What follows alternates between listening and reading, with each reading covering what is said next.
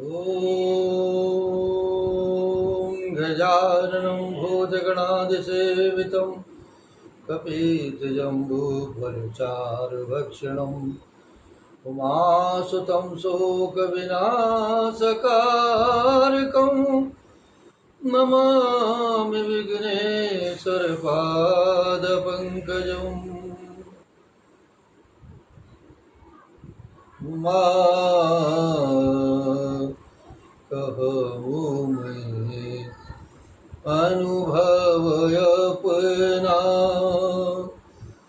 उमा कहूँ मैं अनुभवय अपना। सत हरि भजन जगत सब सपना, सत हरि भजन जगत सब सपना। उमा कहूँ मैं अनुभव अपना, सत हरि भजन जगत सब सपना। तो बंधुओं, श्री शिव पुराण कथा के श्रवण के साथ साथ आज ये जो आनंद हम लोग प्राप्त कर रहे हैं, हम सभी भक्त इसका आनंद ले रहे हैं। श्री शिव महापुराण भगवान भोलेनाथ के चरणों में बैठ करके इसका श्रवण कर रहे हैं। यह उनकी ही कृपा है, सदगुरुदेव महाराज की कृपा है, श्री सिद्ध बलि हनुमान जी महाराज की कृपा है। तो आइए आज के इस चरित्र में, इस श्री शिव महापुराण के परिचय में और उससे आगे बढ़ते हुए जो विद्येश्वर संहिता है उसके अंदर प्रवेश करते हैं। और इस प्रकार से आगे कहा गया है कि जब काल में मकरांत प्रणव का उच्चारण मन की शुद्धि करने वाला होता है, समाधि में मानसिक जप का विधान है। जब कभी हम ध्यान लगाते हैं तो उसमें मन के द्वारा अंदर अंदर ही जप करना चाहिए तथा अन्य सब समय भी उपांशु जप ही करना चाहिए। नाद और बिंदु से युक्त ओंकार के उच्चारण को विद्वान पुरुष समान प्रणव कहते हैं। यदि प्रतिदिन आदर पूर्वक 10,000 पंचाक्षर मंत्र का जप किया जाए अथवा दोनों संध्याओं के समय एक सहस्त्र का ही जप किया जाए तो उसे शिवपद की प्राप्ति कराने वाला कहा गया है। ब्राह्मणों के लिए आदि में प्रणव से युक्त पंचाक्षर मंत्र अच्छा बताया गया है। कलश से किया हुआ स्नान, मंत्र की दीक्षा, मातृकाओं का न्यास, सत्य से पवित्र अंतःकरण वाला ब्राह्मण तथा ज्ञानी गुरु, इन सबको उत्तम माना गया है। द्विजों के लिए नमः शिवाय के उच्चारण का विधान है। द्विजेतरों के लिए अंत में नमः पद के प्रयोग की विधि है, अर्थात वे शिवाय नमः इस मंत्र का उच्चारण करें। और इसके साथ ही साथ स्त्रियों के लिए भी कहीं कहीं विधि पूर्वक नमोन्तक उच्चारण का ही विधान है, अर्थात वे भी शिवाय नमः का ही जप करें। कोई ऋषि ब्राह्मण की स्त्रियों के लिए नमः पूर्वक शिवाय के जप की अनुमति देते हैं, अर्थात नमः शिवाय का जप कर सकते हैं। पंचाक्षर मंत्र का 5 करोड़ जप करके मनुष्य भगवान सदाशिव के समान हो जाता है। ये भगवान भोलेनाथ की कृपा है, उनका प्रेम है और उनकी सरल भक्ति है, जिसके द्वारा हम उनको भजते भजते उनके स्वरूप का दर्शन पाने लगते हैं और स्वभाव में भगवान भोलेनाथ जी जैसी सहजता आपके आने लगेगी। 1, 2, 3 अथवा 4 करोड़ का जप करने से क्रमशः ब्रह्मा, विष्णु, रुद्र तथा महेश्वर का पद प्राप्त होने लगता है। मंत्र में जितने भी अक्षर हैं उनका पृथक पृथक 1-1 लाख जप करें, अथवा समस्त अक्षरों का एक साथ ही जितने अक्षर हों उतने लाख जप करें। इस तरह के जप को शिव पद की प्राप्ति कराने वाला कहा गया है। यदि 1000 दिनों में प्रतिदिन 1 सहस्त्र जप के क्रम से पंचाक्षर मंत्र का 10 लाख जप पूरा कर लिया जाए और प्रतिदिन ब्राह्मण भोजन कराया जाए तो उस मंत्र से अभीष्ट कार्यों की सिद्धि होने लगती है, आपके मनोरथ सिद्ध होने लगते हैं। इसी प्रकार से ब्राह्मण को चाहिए कि वो प्रतिदिन प्रातःकाल 1008 बार गायत्री का जप करे, क्योंकि भगवान भोलेनाथ को गायत्री जप के द्वारा ही प्रसन्न किया जा सकता है और उनकी भक्ति पाई जा सकती है। इस प्रकार से ऐसा होने पर गायत्री क्रमशः शिव का पद प्रदान करने वाली होती है। वेद मंत्रों और वैदिक सूक्तों का भी नियम पूर्वक जप करना चाहिए। वेदों का पारायण भी शिव पद की प्राप्ति कराने वाला है और अन्यान्य जो बहुत से मंत्र हैं उनका भी जितने अक्षर हों उतने लाख जप करें। इस प्रकार जो यथाशक्ति जप करता है वो क्रमशः शिव पद मोक्ष को प्राप्त कर लेता है। अपनी रुचि के अनुसार किसी एक मंत्र को अपनाकर मृत्यु पर्यंत प्रतिदिन उसका जप करना चाहिए। जैसे ओम ओम ओम ओम ओम ओम, इस प्रकार से इस मंत्र का प्रतिदिन 1 सहस्त्र जप करना चाहिए। ऐसा करने पर भगवान शिव की आज्ञा से संपूर्ण मनोरथों की सिद्धि प्राप्त होने लगती है। जो मनुष्य भगवान शिव के लिए फुलवाड़ी या बगीचे आदि लगाता है तथा शिव के सेवा कार्य के लिए मंदिर में सेवा करता है, झाड़ने बुहारने आदि की सेवा करता है, वो इस पूर्ण कर्म को करके शिव पद प्राप्त कर लेता है। भगवान शिव के जो काशी आदि क्षेत्र है उनमें भक्ति पूर्वक नित्य निवास करना चाहिए। वो जड़ चेतन सभी को भोग और मोक्ष देने वाला होता है। अतः विद्वान पुरुष को भगवान शिव के क्षेत्र में आमरण निवास करना चाहिए। पूर्ण क्षेत्र में स्थित बावड़ी, कुआं और पोखरे आदि को शिव गंगा समझना चाहिए। भगवान शिव का ऐसा ही वचन है, वहाँ स्नान दान और जप करके मनुष्य भगवान शिव को प्राप्त करने लगता है। अतः मृत्यु पर्यंत शिव के क्षेत्र का आश्रय लेकर रहना चाहिए। जो शिव के क्षेत्र में अपने किसी व्रत संबंधी का दाह संस्कार और मासिक श्राद्ध, सपिंडीकरण, वार्षिक श्राद्ध करता है अथवा कभी भी शिव के क्षेत्र में अपने पितरों को पिंड देता है, वो तत्काल सब पापों से मुक्त हो जाता है।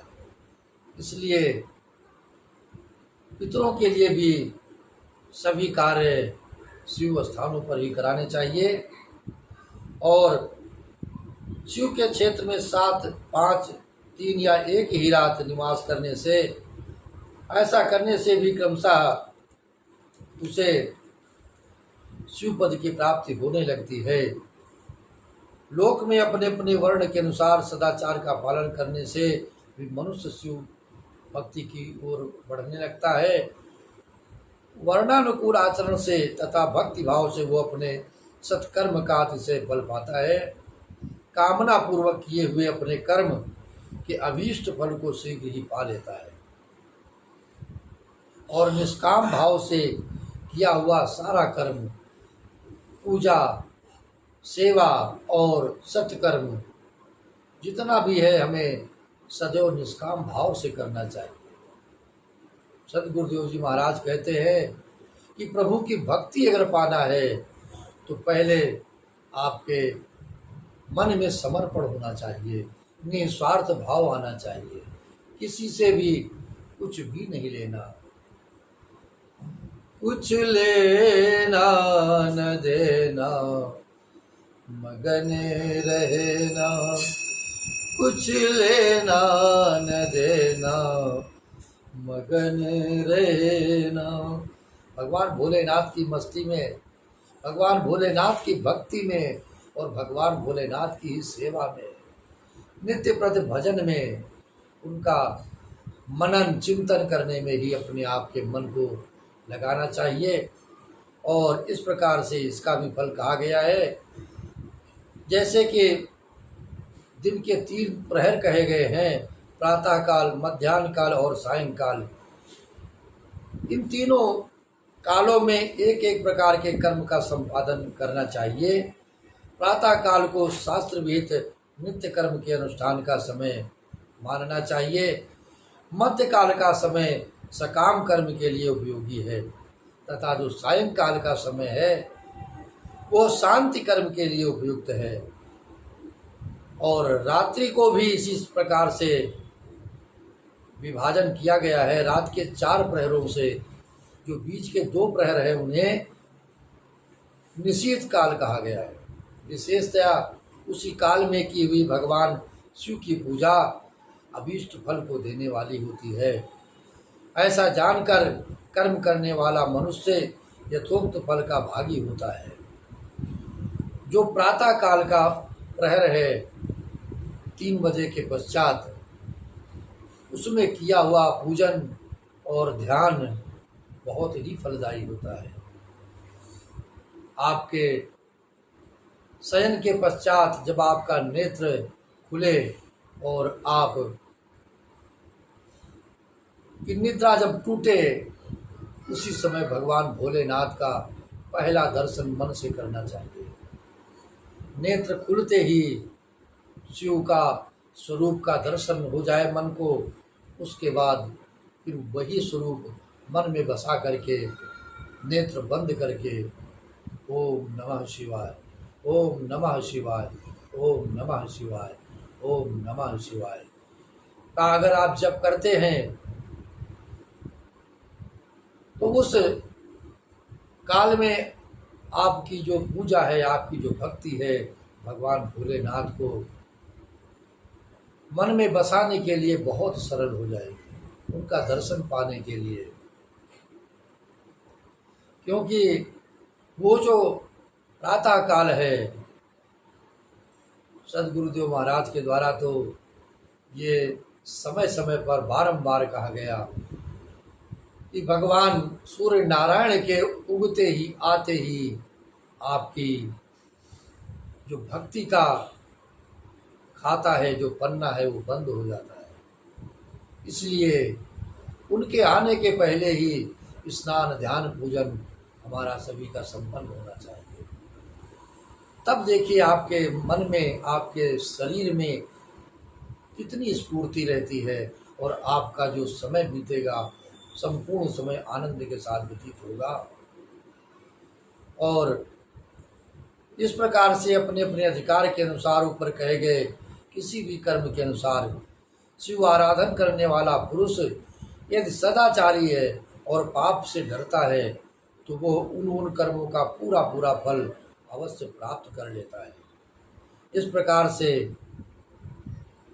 ये जो ज्ञान है, ये जो जानकारी है, श्री शिव महापुराण के द्वारा भगवान भोलेनाथ की पूजा के संबंध में, भगवान भोलेनाथ की प्रार्थना के संबंध में और उनका दर्शन पाने के संबंध में, उनको अपने मन में बसाने के संबंध में, सरल हृदय अति करुणा सागर, सरल हृदय अति करुणा सागर, कुछ तो करो विचार हरे, पार्वती पति हर हर शंभो, पाहि पाहि दातार हरे, पाहि पाहि दातार हरे।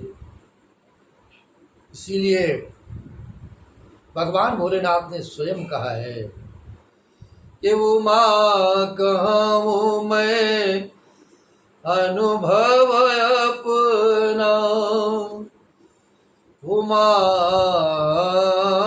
कहूँ मैं अनुभव अपना, सत हरि भजन जगत सब सपना, सत हरि भजन जगत सब सपना। किस प्रकार से ये जगत सब सपने की भांति है कि जैसे रात्रि में हमने निद्रा को प्राप्त किया और जो भी स्वप्न इस आत्मा ने हमारे इस मन को दिखाए प्रातः काल होते ही, वो सारे स्वप्न इस मुख से जिसका वर्णन किया जाता है, ये कौन कराता है? ये किसने देखा है आपके स्वप्न को और किसने स्मरण रखा है? और प्रातः काल होते ही ये कौन कह रहा है कि आज इस मन ने, इस आत्मा ने, इस बुद्धि ने रात्रि में ये स्वप्न देखे? कभी विचार करें, ये कहने वाला कौन है? यही तो शिव हैं, यही तो भगवान भोलेनाथ हैं, और यही तो हमारे इस शरीर में बैठे हुए आत्मा के रूप में स्वयं साक्षात परमात्मा है। जिस दिन हमारी ये बुद्धि, हमारा ये मन, हमारी ये जो ये विचार हैं हमारे, और हमारा जो चित्त है ये समझ लेगा कि मोह को कहाँ ढूंढे रे बंदे, मैं तो तेरे पास, उस दिन से ये भाव बदलने लगेगा प्रभु के प्रति, भगवान भोलेनाथ के प्रति, और आपके मन में सभी से प्रेम जागृत हो जाएगा और भगवान भोलेनाथ की कृपा बरसने लगेगी। किसी से किसी भी प्रकार का कोई वैर नहीं रहेगा, मन में शिकायत नहीं रहेगी, मन निर्मल हो जाएगा। क्योंकि बारंबार कहते हैं कि निर्मल मन जन सो मोहि पावा, मोहि कपट छल छिद्र न भावा। निर्मल मन जन सो मोहि पावा, मोहि कपट छल छिद्र न भावा। बंधुओं, आनंद प्राप्त करते रहें और सभी को आनंद लुटाते रहे। भगवान भोलेनाथ की शरण में इस मन को लगाते रहे और नित्य प्रति जपते रहे। ओम नमः शिवाय, ओम नमः शिवाय, हर हर भोले नमः शिवाय। ओम नमः शिवाय, ओम नमः शिवाय, हर हर भोले नमः शिवाय। नमः शिवाय, ओम नमः शिवाय, हर हर भोले नमः शिवाय। नमः शिवाय, ओम नमः शिवाय, हर हर भोले नमः शिवाय। बंधुओं, अधिक से अधिक लोगों तक इस भक्ति के आनंद रस को, शिव महापुराण कथा के आनंद उत्सव को पहुंचाते रहें और सब्सक्राइब करते रहें इस चैनल को, और शेयर अवश्य करें लोगों को। ये प्रसाद है, जितना बांटेंगे उतना ही आपके जीवन पर उपकार होगा और भगवान भोलेनाथ की कृपा आपको प्राप्त होगी। हर हर महादेव, हर हर महादेव, हर हर महादेव।